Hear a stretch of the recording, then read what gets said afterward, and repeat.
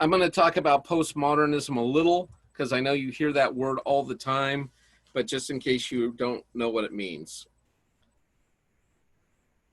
Postmodernism stresses the relativity of all knowledge. In fact, it's so strong that it would say it rejects meta-narratives. Does anyone know what a meta-narrative is? Meta means outside or beyond, but it can also mean big or grand.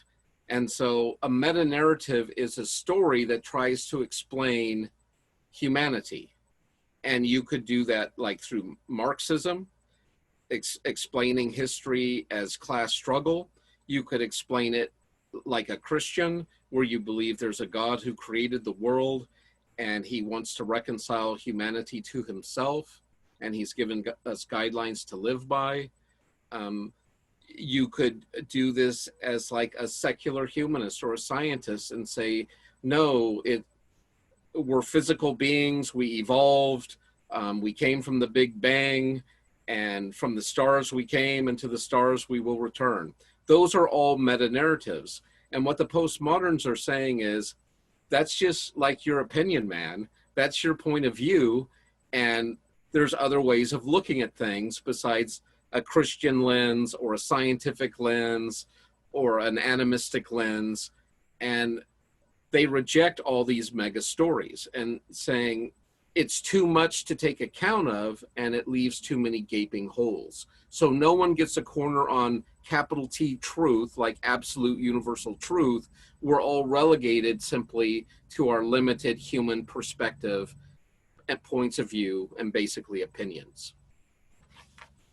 So this promotes the idea of relativism, right? Where, well, when in Rome, do as the Romans. This is how we do it in America. Maybe that's not how you do it in Peru or Thailand or Australia. But each place has their own way of looking at the world and their own narrative and their own truth, little t truth, but no one has capital T truth on how the world and humans actually are. I personally really like a lot about postmodernism and this aspect, because think about it. During the medieval period, Christianity dominated in Europe.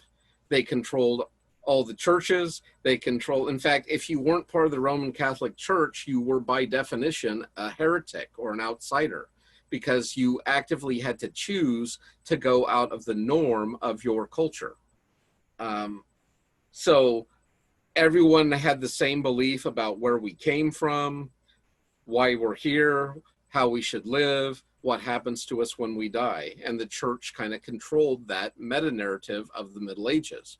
Well, when we get to the Enlightenment, that meta-narrative is being challenged, especially by science.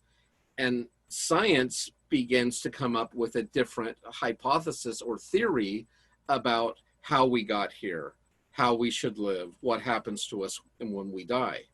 The postmodernists come along and they say, both of you are just giving us your version or your perspective, but neither one is necessarily true.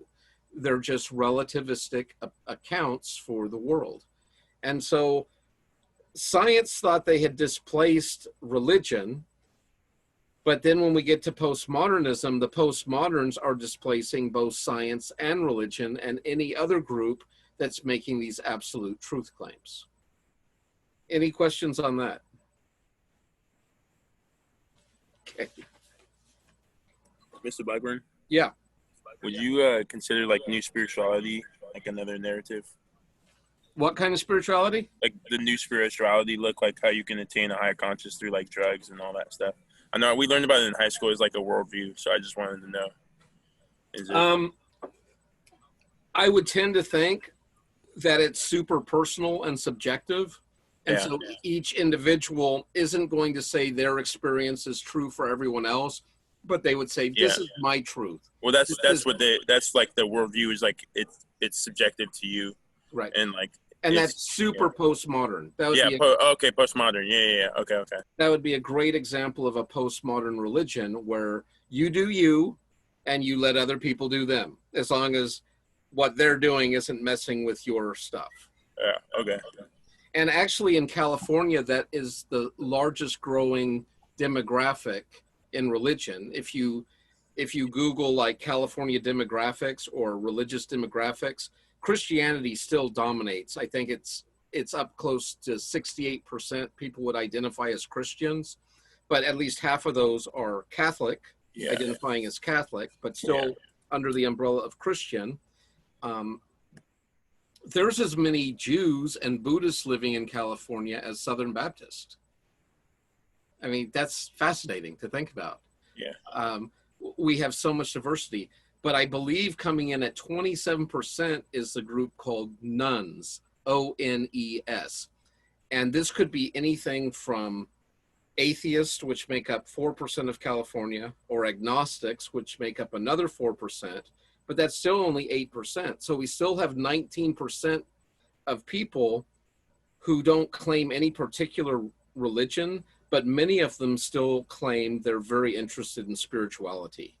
And so that is a really large growing trend in California, where they identify as being spiritual, but they don't want you to call them a Baptist or a Buddhist or a Mormon or a Catholic. They just want to pursue God in their own unique, special way. And yeah, that's definitely par for the course for postmodernism.